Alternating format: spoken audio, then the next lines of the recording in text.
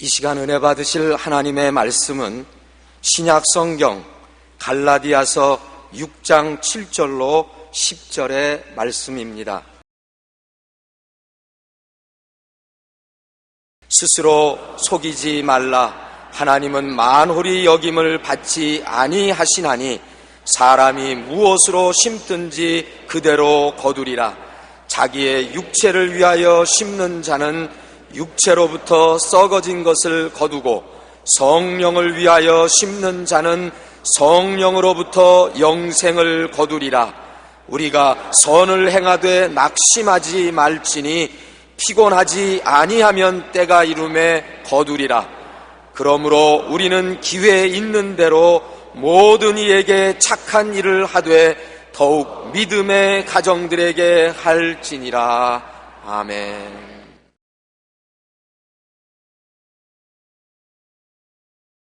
저는 여러분과 함께 무엇으로 심든지 그대로 거둔다는 제목으로 말씀을 나누고자 합니다.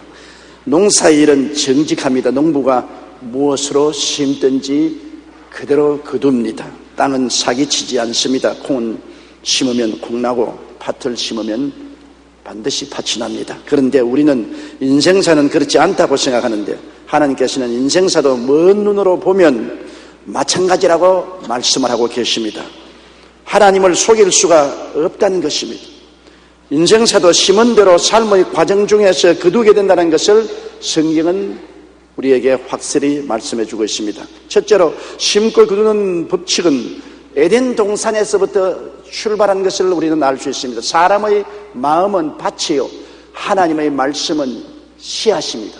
사람의 마음 밭에 하나님 말씀으로 심든지 사탄의 유혹으로 심든지 결과는 심은 것으로 거두게 된다는 것입니다. 아담과 하와는 하나님의 말씀을 가슴에 심지 않으셨습니다. 하나님께서 아담과 하와를 위해서 아름다운 에덴을 준비해 주시고 먹고 입고 마시고 사는 일에 걱정하지 않게 하고 상함도 없고 해함도 없게 해주셨습니다. 그러나 하나님께서 경고를 하셨습니다. 이 모든 하나님이 주신 영광을 누리는 조건으로 선악을 아는 실과 열매를 먹지 말라. 먹는 날에는 반드시 죽으리라. 이 하나님의 경고의 말씀을 마음속에 받아 심었어야 할 것입니다. 그랬다면 그들은 세세 천세 하나님의 은총과 영광과 복을 누리고 사망의 세력에서 해방되었을 것입니다. 그러나 그들은 그렇지 않았습니다. 악의 씨앗 즉 마귀의 유혹으로 그들의 가슴 속에 심었습니다. 하나님의 말씀을 심지 않고 마귀의 유혹의 말을 받아서 마음속에 심었습니다. 그 결과로 어떤 열매를 맺었습니까? 하나님과 원수가 되고 그 영이 죽고 에덴을 상실하고 이 세상에 쫓겨나서 죽음과 낭패와 절망의 열매를 거두게 된 것입니다. 창세기 3장 19절에 보면 내가 얼굴에 땀이 흘려야 식물을 먹고 필경은 흙으로 돌아가리니 그 속에서 내가 취함을 얻었음이라는 비극적인 결과를 갖게 된 것입니다. 사람이 무엇으로 심든지 그대로 거두는 것입니다. 하나님의 선한 말씀으로 심으면 생명으로 거두고 마귀의 유혹의 악한 말을 심으면 낭패와 저주와 실망과 죽음을 거두게 되는 것입니다. IMF로 온 나라가 경제적으로 어려움을 겪었지만 아직도 우리 사회는 탐욕으로 인한 사치와 과수비 풍조가 사라지지 않고 있습니다. 카드의 빚으로 신용 불량자가 된 사람들 중에도 이러한 욕심과 탐욕에 의한 경우가 참으로 많습니다. 올 들어 각종 신용회복 지원에도 불구하고 신용불량자의 수가 더욱 증가했습니다. 신용회복위원회가 지난 7월 19일부터 28일까지 전국 신용불량자 1,480명을 대상으로 설문조사를 한 결과 가족 중 신용불량자가 있느냐 하는 질문에 응답자의 63%가 그렇다고 대답했습니다.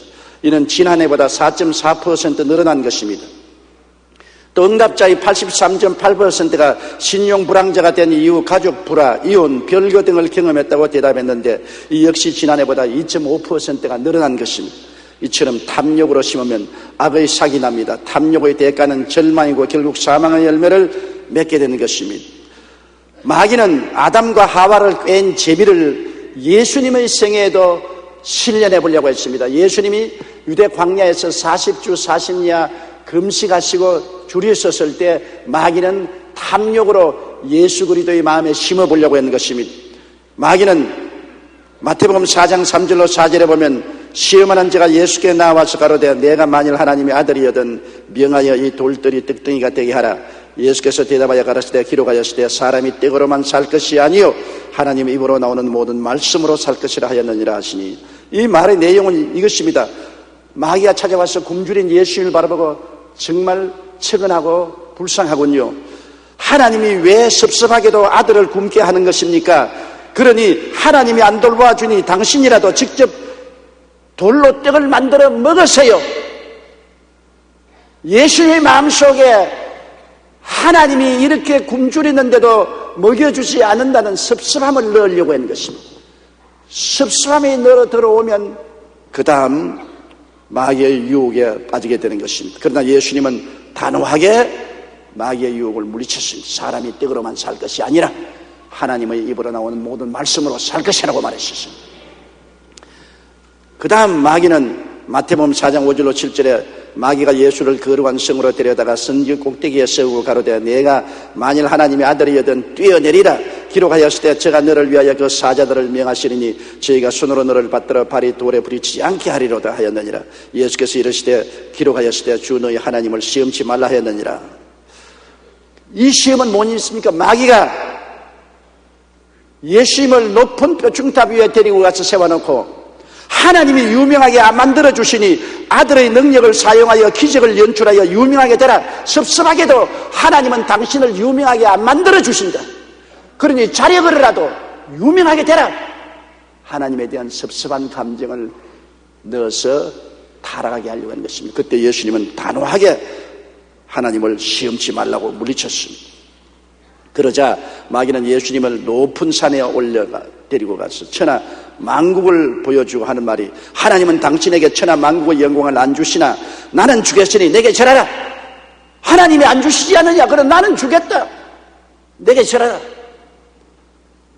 그때 예수님은 사탄아 물러가라. 주 너희 하나님께만 경배하고 그를 섬기라고 해서 마귀가 예수님의 마음속에 섭섭한 감정을 심으려고 필사적으로 노력했는데도 예수님 받아들이지 않았습니다. 아담 하와는 쉽게 받아들였죠. 하나님이 모든 실과를 먹지 말라고 하느냐?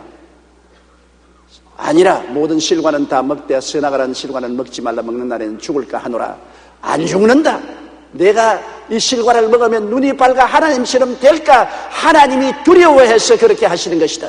섭섭한 감정을 넣어주어서 그만 하나님을 반역하게 만들었는데, 그 꾀를 예수님께 적용해 보려고 아무리 노력해도 예수님의 마음속에 하나님에 대한 섭섭한 감정을 넣을 수가 없었습니다. 예수님은 마귀의 괴계를 잘 알고 계셨기 때문인 것입니다. 하나님께 섭섭한 마음을 갖게 하여 반역을 하도록 유혹의 씨앗을 뿌렸으나 예수님은 이 씨앗을 전혀 받아들이지 않았습니다. 이 씨앗은 그냥 바람에 날려가 버리고 말한 것입니다. 마귀는 예수님을 유혹하는데 실패한 것입니다. 미국의 유명한 전도자인 존 하갈은 성공적인 목회자가 되려고 하던 1950년에 아들이 갑자기 뇌성마비로 쓰러졌습니다. 그때 마귀는 와서 말했습니다. 네가 하나님의 종인데 하나님을 위해서 필생을 바쳐 일하려고 하는데 왜 네 아들이 뇌성마비로 쓰러졌느냐? 하나님은 안 계시든지 그렇지 않으면 무정하고 너무나 자기 백성을 돌보지 않는 무관심한 하나님이다. 섭섭한 감정을 목사님 속에 집어넣으려고 했습니다. 그는 이때 아들의 뇌성마비를 하나님의 저주로 생각지 않고 오히려 감사하며 이렇게 기도했습니다. 하나님, 아들의 병을 인하여 오히려 감사합니다. 저 아들로 인해 주께서 나를 겸손하게 만드셨고 남의 어려움을 도울 수 있는 마음이 생기게 하셨습니다. 또한 내 아들처럼 병고에 시달리는 불쌍한 이웃을 위해서 사랑을 베풀고 복음을 전할 수 있는 길을 열어주시니 감사합니다. 마귀가 섭섭한 감정을 넣어주려고 하는 것을 단호하게 뿌리치고 오히려 아들의 뇌성마비로 인하여 감사를 드렸습니다. 그러니까 하나님이 그를 기쁘게 바라주셔서 그 후 그는 세계적으로 유명한 전도자가 되었습니다. 어떤 경우에도 감사와 찬양으로 심으면 우리의 생각이 긍정적이 되고 꿈이 긍정적이 되며 믿음이 긍정적이 되고 말이 긍정적이 되어 그 결과 젖과 꿀이 흐르는 열매를 맺게 되는 것입니다. 둘째로 우리가 무엇으로 심는지 항상 조심해야 됩니다. 우리의 마음이 밭이니까요. 하나님도 우리 마음밭에 심으시고 마귀도 우리 마음에 심어서 도적질하고 죽이고 멸망시키는 열매를 맺으려고 하고 있기 때문인 것입니다. 탐욕으로 심으면 죄의 삭시 나고 사망의 열매를 맺습니다. 탐욕의 대가는 언제나 사망입니다.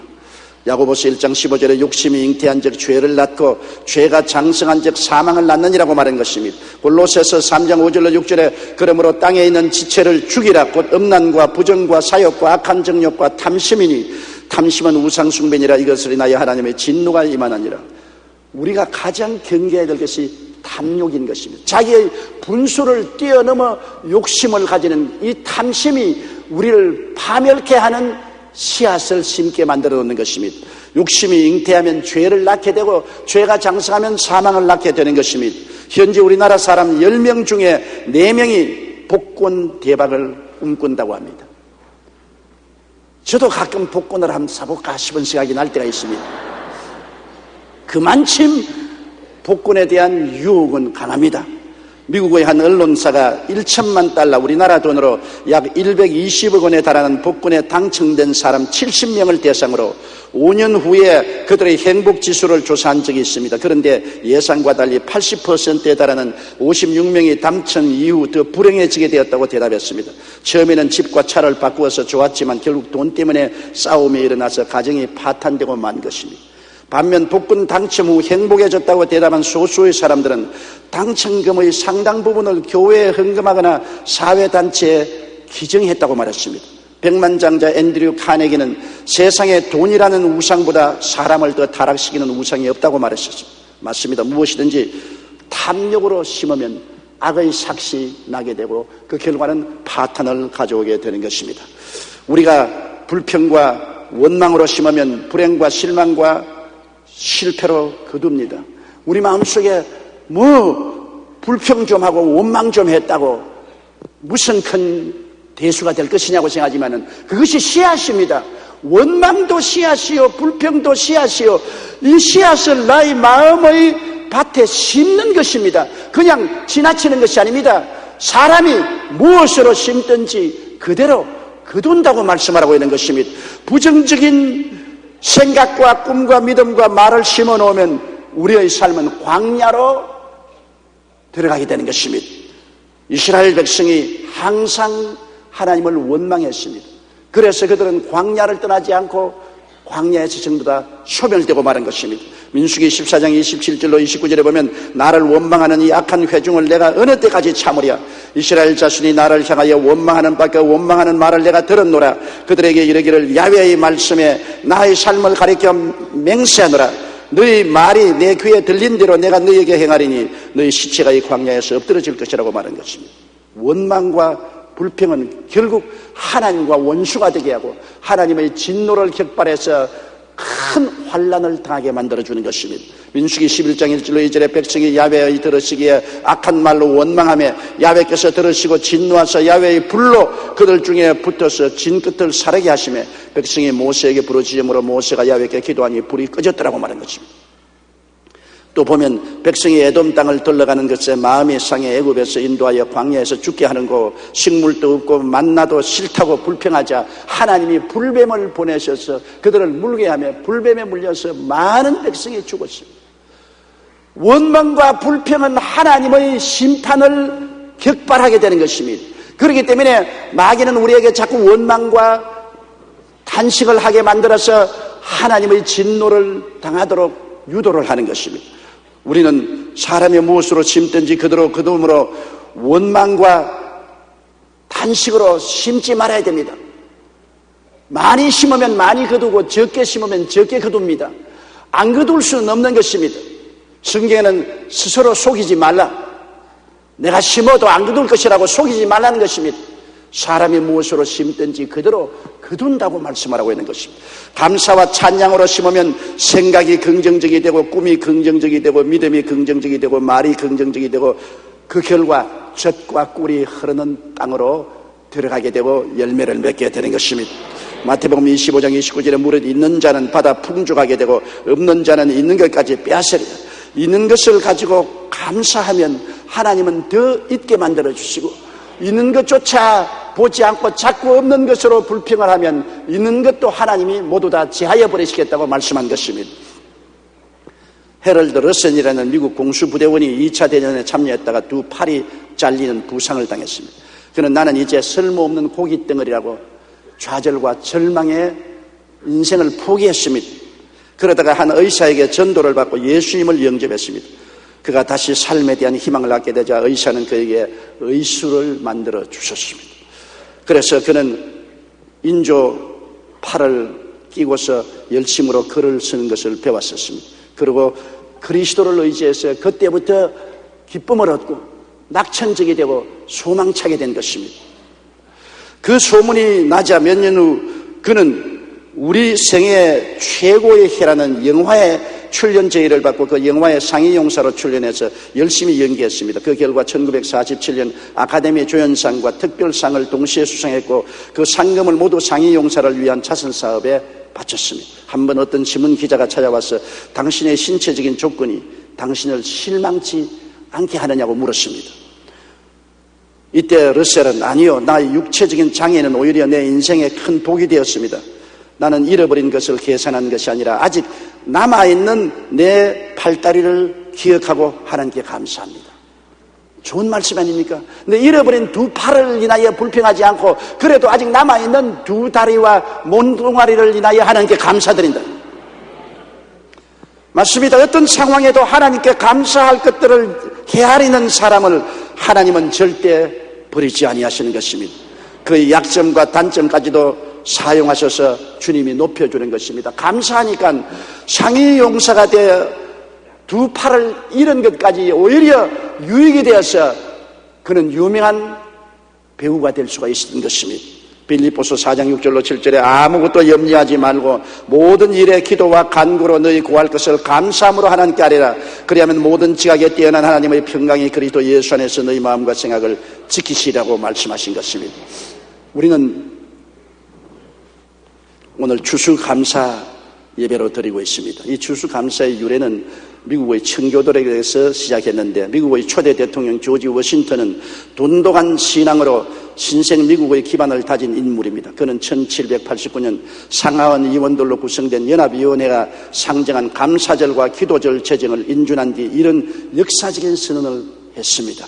전지전능하신 하나님의 섭리를 인정하고 그의 뜻을 따르며 그의 자비에 감사하고 겸손히 그의 보호하심과 은혜를 간구하는 것은 모든 국가의 의무다. 영원전부터 우리를 보살펴 주시는 하나님의 은혜에 감사하고 영원까지 지켜주시도록 예배드리자.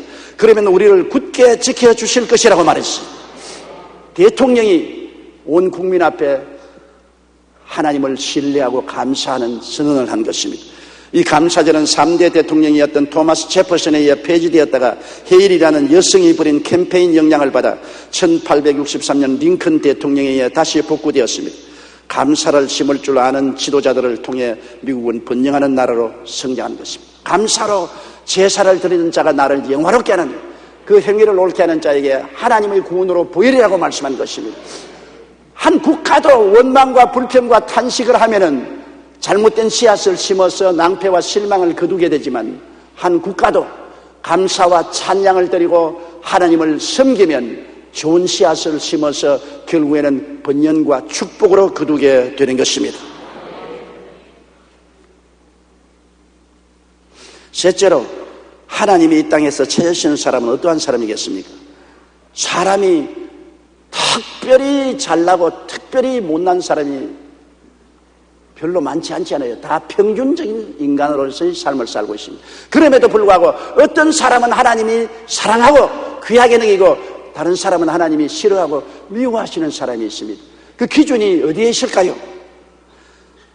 그것은 하나님께서 어떠한 형편이든지 감사와 찬양을 하는 사람을 좋아하신다는 것입니다.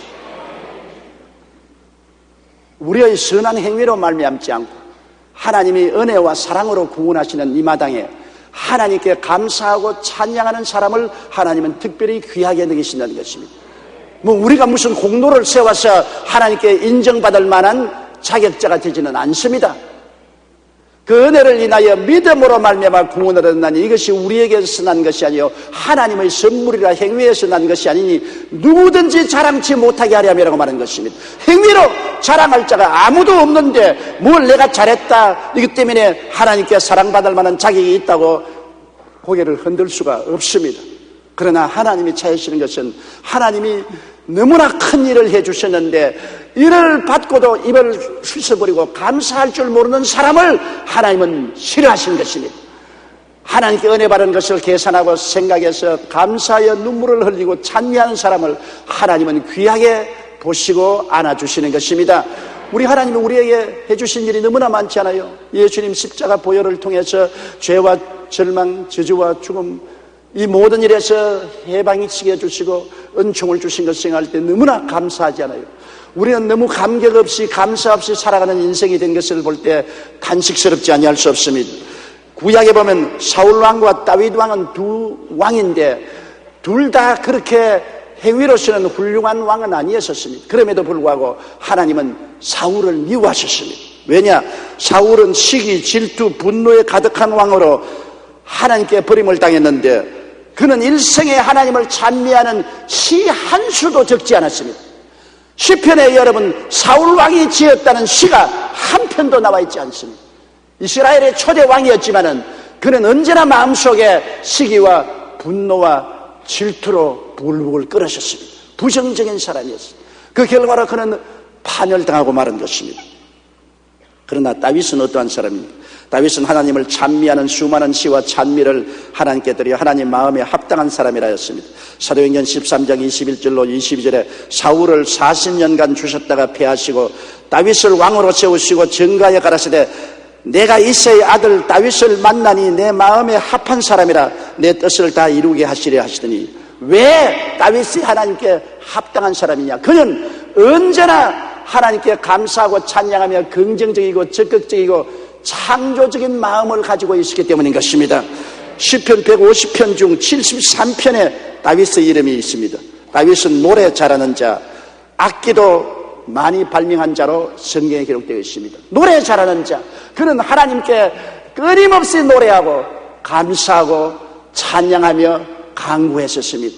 그래서 하나님은 다윗의 하나님 감사함을 크게 마음에 기쁘게 생각했습니다. 다윗은 내 마음에 합당하다. 원망 불평 탄식하지 아니하고 늘 범사에 감사하며 하나님께 노래하고 영광을 돌렸다. 내 마음에 합당하니까 내가 그를 통해서 모든 일을 하겠다고 주님께서 말씀하신 것입니다. 여러분 성경에 바울 선생을 보면 바울 선생이 그 많은 시험과 환난을 겪었음에도 불평을 안 했습니다.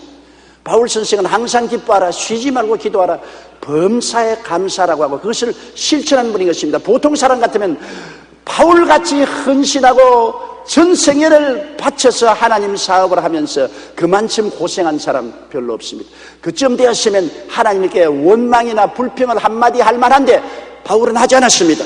바울 선생은 복음 전가하다가 많은 고생을 했는데 고린도후서 11장 23절로 29절에 그가 이렇게 간증했습니다.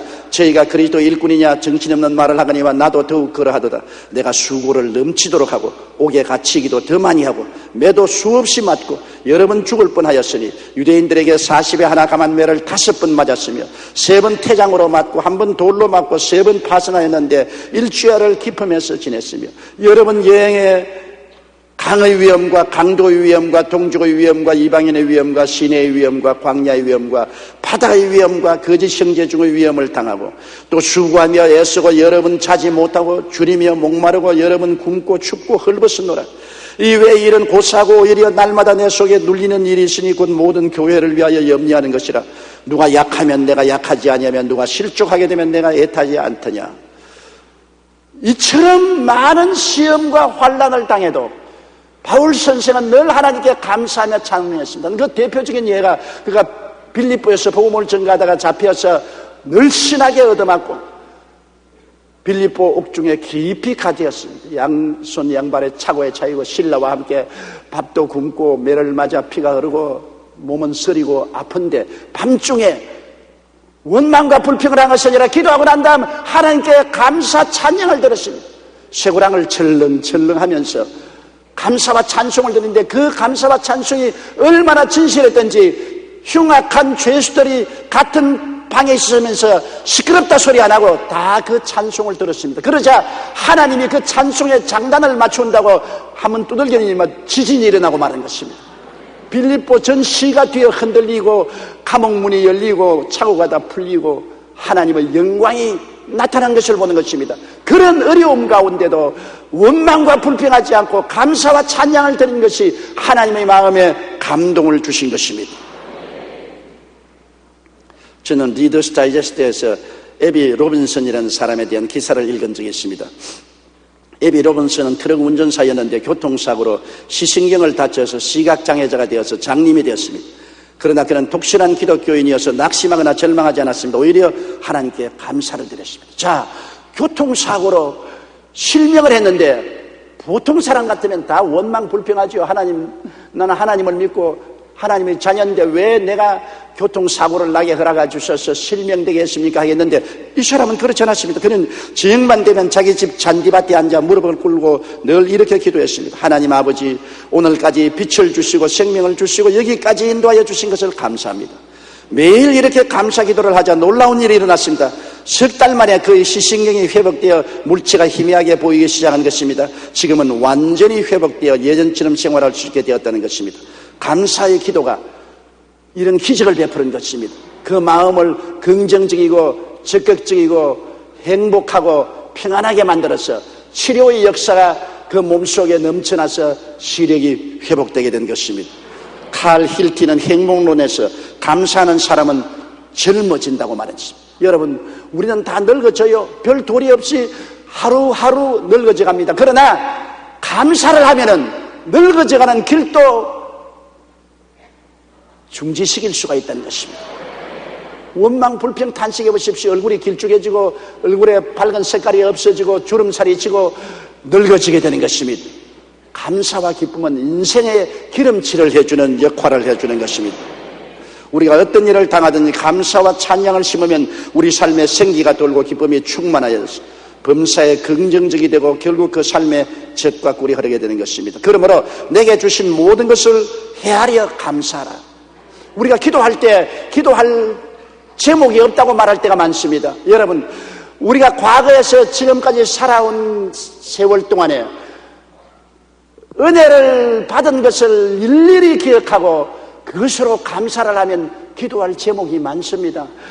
어제도 그걸 가지고 감사하고 오늘도 그걸 가지고 감사하고 내일도 그걸 가지고 거듭거듭 우리가 감사하면 하나님이 얼마나 기뻐하실 것입니까?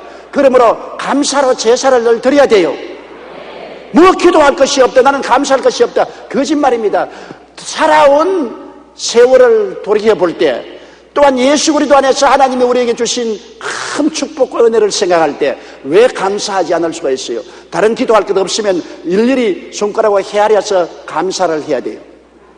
제가 잊을 수 없는 것은 제가 평신 돌 때 미국의 선교사 리처드 목사님이 세워서 목회를 하는 부산 순복음교회에 출석했습니다. 거기에 피난 내려온 과부가 있어요. 그 과부 할머니는 그 딸이 여선생이었는데 실연을 해서 정신병자가 되었습니다.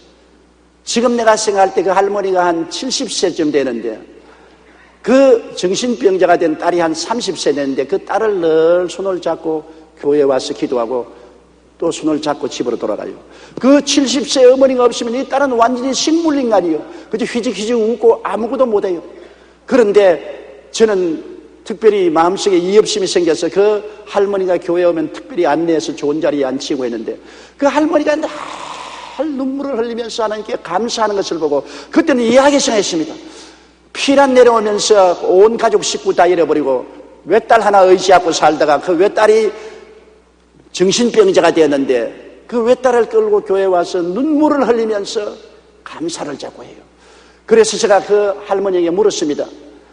할머니, 제가 보기에는 감사할 조건이 하나도 없는데요, 왜 때리기만 하면 눈물로 흘리고 감사합니까? 왜 젊은이 감사할 것이 없어? 나는 처녀 때부터 지금까지 살아온 옛날을 다 이렇게 해서 손으로 꼽고 감사한다오.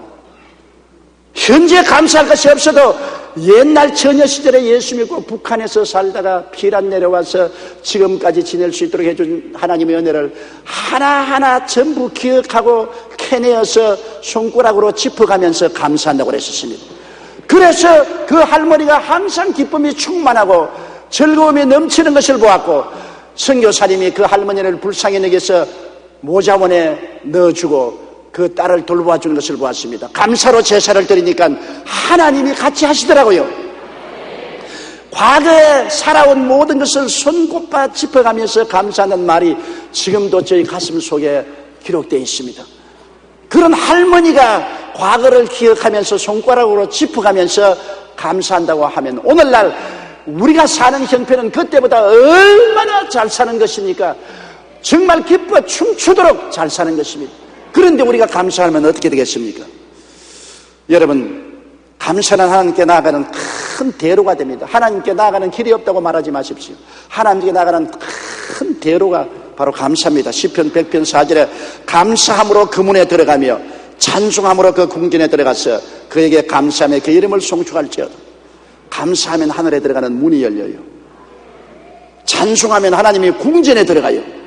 그러니 우리가 기도할 때 감사하고 찬미하면 하나님 앞에 들어가는 대로가 열리고 대문이 열리고 하나님의 궁전에 들어가서 하나님 앞에 서게 되니 이 얼마나 놀라운 일인 것입니까? 하나님이 나에게 가까이 안 계신다고 우리가 불평하지 말아야 되는 것입니다. 감사하면 하나님 나라 들어가는 대문이 열려요. 찬미하면 그 궁전에 서게 되어요. 하나님의 임재하심 속에 있게 되는 것입니다. 요한계시록 1장 5절로 6절에 우리를 사랑하사 그의 피로 우리 죄에서 우리를 해방하시고 그 아버지 하나님을 위하여 우리를 나라와 제사장으로 삼으신 그에게 영광과 능력이 세시도록 있기를 원한다고 말하는 것입니다. 죄에서 해방해 주시고 하나님 앞에서 우리를 하나님 나라와 제사장으로 삼아주시고 영광을 주신 하나님을 생각할 때 우리가 하나님께 감사하지 아니할 수가 없는 것입니다.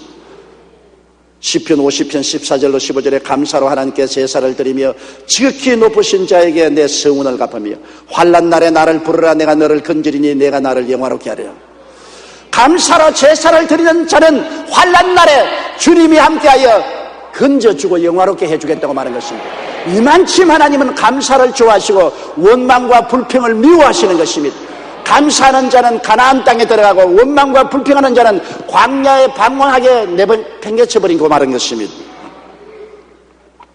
이러므로 우리는 감사하는 우리들이 되어야 되겠습니다. 미국 무디 성경학교 교장 얘기를 했던 R.A. 토리 박사는 말하기를 감사하는 사람은 축복의 열쇠를 손에 쥔 사람이다. 모든 음식에 소금이 들어가야 맛이 나듯이 모든 일에 감사가 있으면 형통하게 된다고 말했었습니다. 교부였던 요한 크리스토스톰 역시 감사하는 것에 인색하지 않은 자는 축복의 열쇠를 손에 쥔 자다. 환난과 슬픔 속에서도 감사하라. 그래야만 하나님께서 그것을 축복으로 바꾸어 주실 것이다 라고 말했던 것입니다. 우찌무라 간조는 감사하는 마음이 생기지 않은 메마른 마음을 가지게 되는 것은 저주라고 말했었습니다.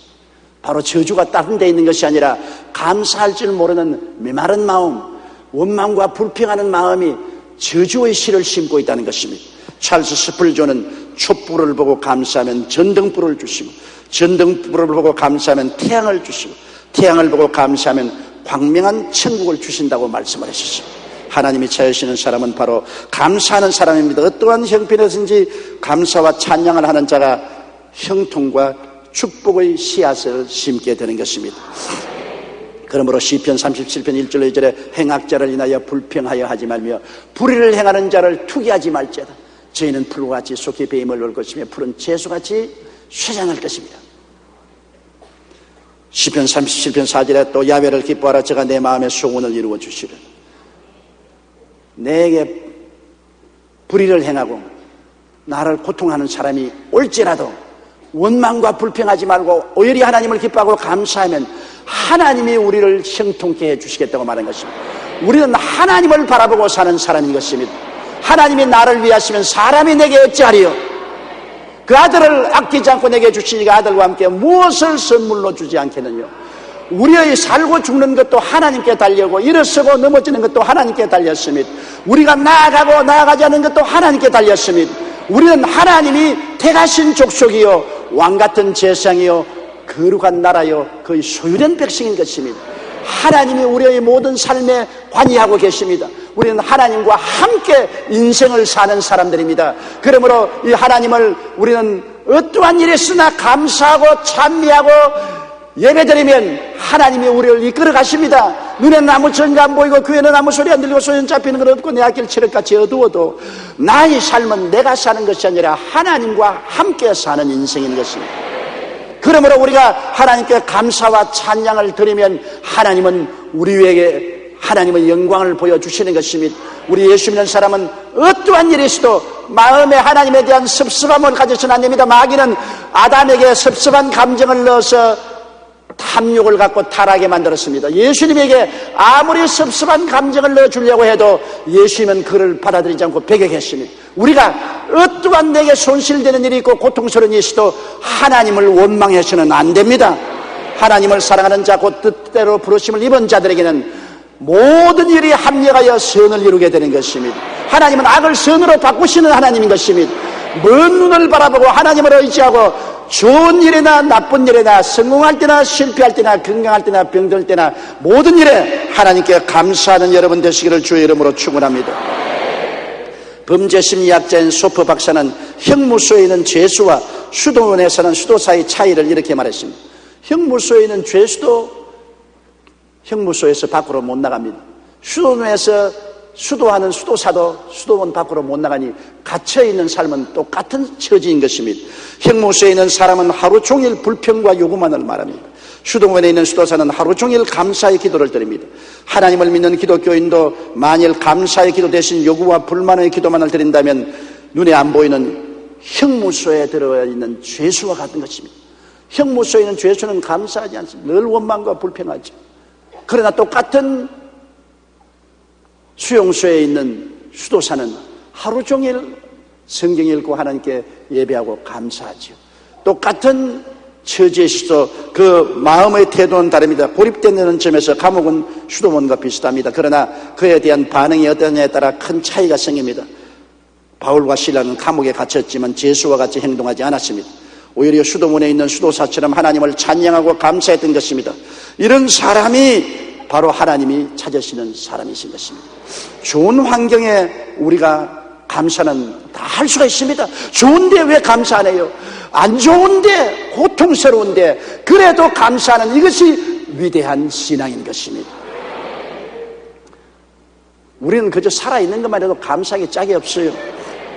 사람은 하루에 무려 2만 3천 번을 숨쉬고 심장은 보통 10만 4천 번을 뜁니다. 우리 몸속의 혈액이 하루에 달리는 거리만도 1억 6,800만 마일, 미터로 환산하면 2,700억 미터입니다. 또한 사람이 하루에 사용하는 두뇌 세포만도 700만 개가 넘습니다. 이 중에 뭐 하나만 잘못되어도 우리는 살지 못합니다. 그렇기 때문에 우리는 살아있는 것만으로도 하나님께 감사해야 돼요. 이 정말로 묘묘한 기계가 사람이란 기계입니다. 이 복잡한 기계가 참 질서있고 좋아있게 움직여 나가서 우리가 살아있고 오늘 예배 드릴 수 있다는 이것만 생각해도 감사해야 될 것입니다. 우리가 악과 불의로 심으면 일시적으로 흥하는 것 같으나 종국적으로 파멸을 거두게 되면 역사와 인류의 경험이 증명합니다. 악과 불의를 심어놓고 잘 되는 것 같아도 결국에 무엇으로 심든지 그대로 거두기 때문에 파멸을 거두게 되죠. 그러나 선함과 사랑, 하나님께 감사와 찬양, 헌신과 충성으로 심으면 또 그와 같은 복으로 결국에 거두게 되는 것입니다. 우리는 하나님을 속이려고 해서는 안 됩니다. 하나님은 결코 속지 않으시고 우리가 무엇으로 심든지 그대로 거두게 하시는 것입니다. 엘리자 에드먼드 휘시란 사람은 1887년 어느 겨울날 갑작스러운 사고를 당해 척추를 다쳤습니다. 그 때문에 그는 몇 개월 동안 움직이지도 못하고 병원 침대에 누워 있었습니다. 나중에는 신앙심도 약해져서 마음에 가해자에 대한 원망만 쌓여갔습니다. 그런데 매일 그의 병실에 청소해주는 청소부를 보니 한결같이 하나님께 감사하며 찬송을 부르는 것이었습니다. 청소부 생활로 근근히 생애를 이어가면서도 항상 감사를 잃지 않은 그의 생애를 보고 그 모습에 힘이 있은 감동했습니다. 그리고 자신의 정오와 원망에 찬 생활을 깊이 회개하며 시를 쓰는데 이 시에 곡을 붙인 것이 바로 우리가 자주 부르는 찬송가 455장입니다. 주 안에 있는 나에게 딴 근심이 있으랴. 십자가 밑에 나가 내 짐을 불었네. 주님을 찬송하면서 할렐루야 할렐루야. 내 길 멀고 험해도 나 주님만 따라가리. 그 두려움이 변하여 내 기도 되었고 전날의 한숨 변하여 내 노래 되었네. 내 주는 자비하셔서 늘 함께 계시고 내 궁핍함을 하시고 늘 채워주시네. 내 주와 맺은 약은 영분별하시니 그 나라 가기까지는 늘 보호하시네. 주님을 찬송하면서 할렐루야 할렐루야. 내 앞길 멀고 험해도 나 주님만 따라가리. 그렇습니다. 주 안에 있다는 것만으로도 믿는 자들은 하나님께 감사하며 살아갈 수 있는 충분한 이유가 되는 것입니다. 우리는 꼭 감사 절기가 되어야만 감사하는 것이 아니라 더욱 이 절기를 통해서 우리가 깨닫고 매일매일을 감사하면서 살아가는 우리들이 되시기를 주의 이름으로 축원합니다. 다 같이 고개 숙여 기도드리겠습니다. 사랑이 많으신 우리 아버지 하나님, 감사할 조건을 찾으면 너무나 많고 원망과 불평할 조건을 찾아도 많습니다. 감사로 제사를 드리고 그 씨를 심는 자는 축복과 영광으로 거두고 원망과 불평과 탄식으로 심은 자는 낭패와 실망과 파멸로 거두게 된 것을 알게 하여 주시옵소서. 사람이 마음밭에 무엇으로 심든지 종극적으로는 그것을 거두고 산다는 것을 우리가 알고 하나님을 우습게 생각하지 말게 하여 주시옵소서. 우리 아버지여, 우리 주 예수를 주신 하나님을 너무나 감사하고 찬양하며 하나님의 기적을 허락하신 많은 일에 감사하고 찬양하며 좋은 씨앗을 심는 우리들이 되게 도와주시옵소서. 예수님 이름으로 기도드리옵나이다. 아멘.